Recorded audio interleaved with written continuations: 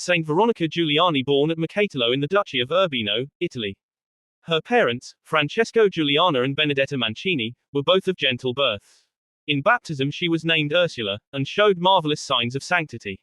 When but 18 months old she uttered her first words to upbraid a shopman who was serving a false measure of oil, saying distinctly, "Do justice, God sees you." At the age of 3 years she began to be favored with divine communications, and to show great compassion for the poor.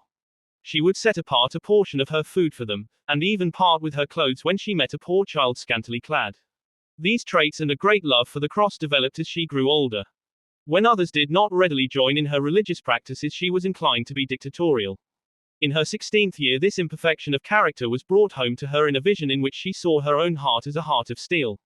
In her writings she confesses that she took a certain pleasure in the more stately circumstances which her family adopted when her father was appointed superintendent of finance at Piacenza. But this did not in any way affect her early formed resolution to dedicate herself to religion, although her father urged her to marry and procured for her several suitors as soon as she became of marriageable age.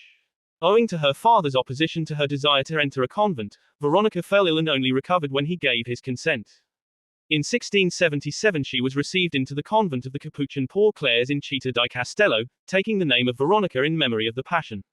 At the conclusion of the ceremony of her reception, the bishop said to the abbess, "I commend this new daughter to your special care, for she will one day be a great saint." She became absolutely submissive to the will of her directors, though her novitiate was marked by extraordinary interior trials and temptations to return to the world. At her profession in 1678 she conceived a great desire to suffer in union with our Saviour crucified for the conversion of sinners. About this time she had a vision of Christ bearing his cross and henceforth suffered an acute physical pain in her heart. After her death the figure of the cross was found impressed upon her heart.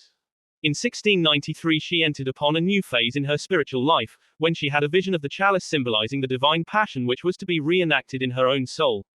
At first she shrank from accepting it and only by great effort eventually submitted.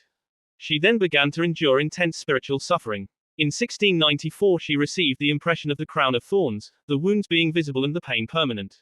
By order of the bishop she submitted to medical treatment, but obtained no relief. Yet, although she lived in this supernaturally mystical life, she was a practical woman of affairs. For 34 years she was novice mistress, and guided the novices with great prudence. It is noticeable that she would not allow them to read mystical books. In 1716 she was elected abbess, and whilst holding that office enlarged the convent and had a good system of water pipes laid down, the convent hitherto having been without a proper water supply. In 1727 Veronica died of apoplexy at the age of 67. She was canonized by Gregory XVI in 1839. She is usually represented crowned with thorns and embracing the cross.